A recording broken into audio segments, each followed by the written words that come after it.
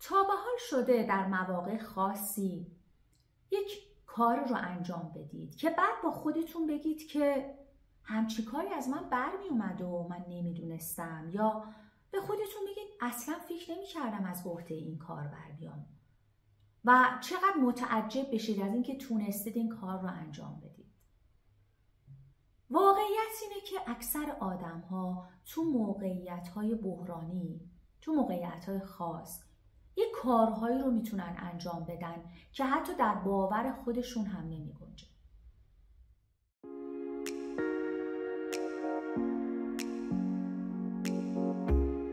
سلام، خوش اومدید به کانال راه روشن. من افخم هستم، در این راه همسفر شما. اگر تازه این کانال رو دیدید، باید بهتون بگم در این کانال در رابطه با رشد و توسعه فردی با هم صحبت میکنیم. از کتاب‌ها، سایت‌های معتبر کمک میگیریم تا بتونیم آگاهیمون رو افزایش بدیم، چون آگاهی مقدمه و لازمه یک زندگی موفقه. پس اگر تازه کانال رو دیدید، لطفاً ما رو سابسکرایب کنید و در ادامه با من همراه باشید. در چه زمینه‌هایی توانمند و نیرومندید؟ اونها رو میشناسید؟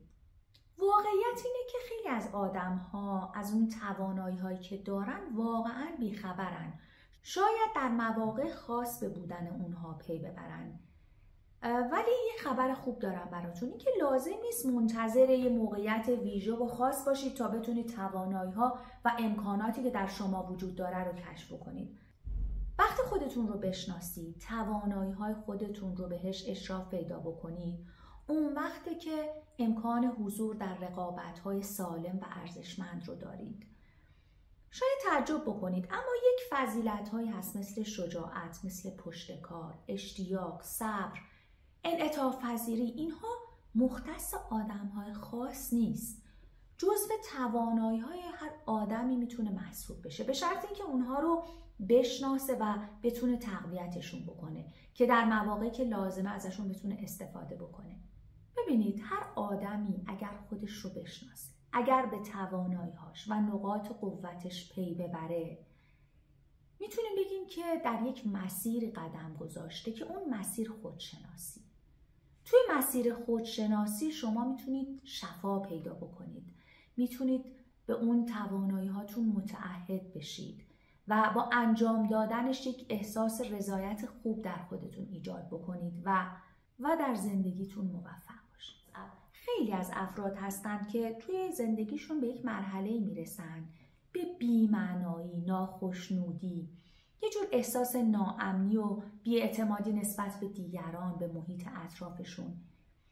این دلیل عمده‌ش این میتونه باشه که این افراد هیچ شناختی از خودشون ندارن، هیچ شناختی از ارزش‌هاشون ندارن، نمیدونن چه پتانسیل قوی توی اونها نهفته است که میتونن از اون به بهترین نحو استفاده بکنن. اگر خودشون رو بشناسن، اگر اون توانایی رو بشناسن، زندگیشون طعم و معنای جدیدی پیدا میکنه و با شناخت اونهاست که میتونن یه سرنوشت متفاوت رو در خودشون رقم بزنن. حالا قراره تو این ویدیو به این بپردازیم که چطوری قرار نقاط قوت خودمون رو بشناسیم و اونا رو تقویت بکنیم. یه نویسنده هست به اسم مارتین سلیگمن. ایشون یه کتابی دارن به اسم فضایل و توانمندی‌های شخصیت. یکی از برجسته ترین کمک های این کتاب اینه، میاد نقاط قوت شخصیت هر آدمی رو طبقه بندی میکنه. مطالعات نشون میده وقتی شما میدونید نقاط قوت شخصیتتون، توانمندی هاتون کجای زندگی شما هستن، ناخودآگاه یک رضایت شخصی در زندگی شما شکل میگیره و این رضایتمندی شخصی شما رو به سمت شادی رهبری میکنه. در این ویدیو قرار راههایی رو بررسی کنیم که به ما در شناخت توانمندی هامون کمک میکنه. راه اول، تمرین کردن و شفاف سازی. به چه صورت؟ ببینید، توی زندگی روزمره ما تحت تاثیر استرس هستیم، شتاب زدگی، کارهای سنگین. خیلی سخت برامون میشه که بشینیم و واقعاً فکر بکنیم. وقتی هم که یه وقت آزادی پیدا میکنیم، ترجیح میدیم فیلم ببینیم، کتاب بخونیم، ورزش بکنیم. در این جور مواقع پیشنهاد شده که یک کاغذ و قلم بردارید، بنویسید. به نظر شما نقاط قوت شما چیا هستند؟ آدم‌های دور و بر شما، آدم‌هایی که شما رو دوست دارن، چه اشاره‌ای به توانمندی‌ها و نقاط قوت شما میکنن؟ به شما میگن شما تو چه قسمت زندگیتون قوی هستید؟ ویژگی‌هایی که آدم‌ها از شما تعریف میکنن. وقتی خودتون به خودتون نگاه میکنید، خودتون اونها رو خیلی قوی و برجسته میبینید و میبینید که این ویژگی‌ها چطوری توی زندگی شما تأثیر گذاشتن. اونها رو بنویسید. صادقانه به خودتون جواب بدید و وقتی نوشتن رو ادامه بدید مطمئن بشید که به یک چیزهایی در خودتون دست پیدا میکنید. چیزهایی که شاید قبلا خیلی بهش توجه نمیکردید. چیزهایی که در شما به صورت بالقوه بوده و الان وقتشه که به صورت بالفعل در بیاد. تکنیک دوم به این صورت هست که برای کشف توانایی هاتون یه نگاهی به آینده بندازید. خیلی وقتها ما رویا پردازی میکنیم و به این فکر بکنید که برای رسیدن به اون رویا قرار شما چه مهارت‌هایی داشته باشید، قرار چه توانایی‌هایی داشته باشید. وقتی قراره به اون رویا برسید چه چیزی لازم دارید. وقتی به این فکر میکنید اون توانمندی حضورش در شما احساس میشه. اینکه چی لازمه برای رسیدن به اون رویا. برای این کار میتونید از تجسم خلاق استفاده بکنید. رد رویاهاتون رو بگیرید. به این پرسش‌ها پاسخ بدید. آینده برای من چطوریه؟ چه توانایی‌هایی در آینده من رو تعریف میکنه؟ توی این تکنیک آدم بهترین خودش رو متصور میشه. با خودش فکر میکنه چه اهدافی داره. به اون اهداف الان رسیده و در خودش دنبال نقاط قوتی میگرده که بتونه اون رو رهبری کنه برای رسیدن به اون هدفها. به خودش میگه من در آینده قراره چطوری باشم؟ چرا آینده به من افتخار میکنه؟ وقتی که به این پرسش پاسخ میده دستاوردهای خودش رو به نوعی میبینه که به چیا رسیده. از داشتن اونها احساس غرور میکنه و اینجاست که ارزش‌ها و اولویت‌های اون فرد مشخص میشه و به خودش نگاه میکنه، میبینه که چه توانمندی‌هایی داشته و داره و قراره با استفاده از اونها به اون اهداف برسه.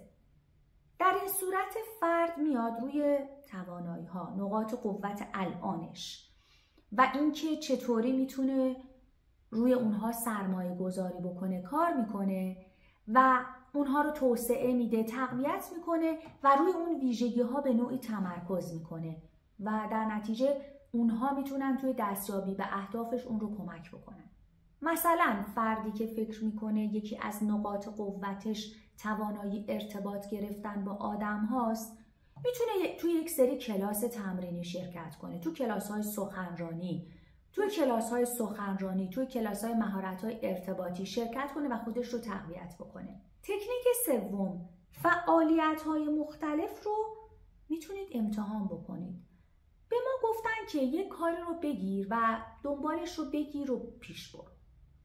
ولی واقعیت اینه که اگر من حداقل تو چند زمینه خودم رو امتحان نکنم، علایقم رو امتحان نکنم، نمیتونم بگم تو کدوم زمینه موفقم. مثلا من علاقمند به موسیقی هستم.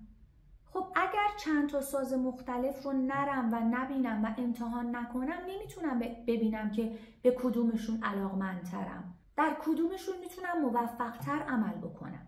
پس سعی کنید فعالیت جدیدی رو شروع کنید، خودتون رو به چالش بکشید، از اون روال عادی زندگی خارج بشید، یک وظایف جدیدی رو برای خودتون تعیین کنید. خیلی وقتا در میانه کار مشکلاتی برای شما پیش میاد، اونها رو دست کم نگیرید، ببینید قراره چطوری خودتون رو با اون مشکلات سازگار کنید و برای اونها راه حل پیدا بکنید. علایق و مهارت‌های جدیدتون رو دست کم نگیرید و توجه به این داشته باشید که خب مشکلاتی وسط راه ممکنه پیش بیاد. کنار نکشید، ریسک پذیر باشید، از خطر نترسید. اون وقتی که پتانسیل‌های بالقوه خودتون رو میتونید به بالفعل تبدیل بکنید. و تکنیک چهارم، یه تصویری از نقاط قوت خودتون بسازید. ما توقع داریم از اطرافیانمون، از دوستانمون که نقاط قوت ما رو بشناسن. اما واقعیت اینه که ما خودمون نقاط قوت خودمون رو نمیشناسیم. ما خیلی وقتها عزت نفس پایین داریم. یه سندرومی هست به اسم سندروم ایمپاستر. سندروم ایمپاستر به این صورت هست که افرادی که فکر میکنن لایق اون موقعیتی که در اون قرار دارن نیستن. اگر موفقیتی به دست آوردن شانسشون بوده، همینطوری دست بهش پیدا کردن. وقتی که ارزش‌ها و توانایی و توانمندی دارن با شک و تردید بهش نگاه میکنن. فکر میکنن به اندازه کافی خوب نیستن. اگر موفقیتی هست به عوامل بیرونی نسبتش میدن و توقعشون از خودشون بالاست. خیلی کمالگرایانه به مسائل زندگیشون نگاه میکنن.